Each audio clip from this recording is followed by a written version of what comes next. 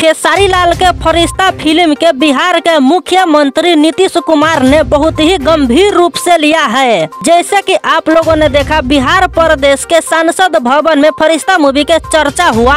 अब की बार पूरा भारत में खेसारी लाल के फरिश्ता मूवी के रिलीज किया जाए, ऐसा प्रदेश सरकार ने ऐलान किया है। सीधी सी बात यह है, नीतीश कुमार अब भोजपुरी इंडस्ट्री के पूरा दुनिया में फैलाने की चेष्टा किया है। बिहार सरकार कहा है कि कब तक बिहार दबा रहेगा, कब तक बिहार डूबा रहेगा। भोजपुरी इंडस्ट्री के अब आगाड़ी लेकर जाना है, भोजपुरी भाषा के बचाना है। इसलिए इस फिल्म के पूरा इंटरनेशनल लेवल पर अब रिलीज किया जाएगा। सभी अलग अलग भाषा में इस फिल्म के बनाकर सभी भाषा में अब प्रस्तुत किया जाएगा।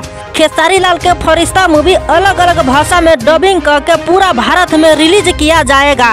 नीतीश कुमार के सोच है कि भोजपुरी मूवी खेसारी लाल के फरिश्ता मूवी के इंटरनेशनल लेवल पर रिलीज होना चाहिए।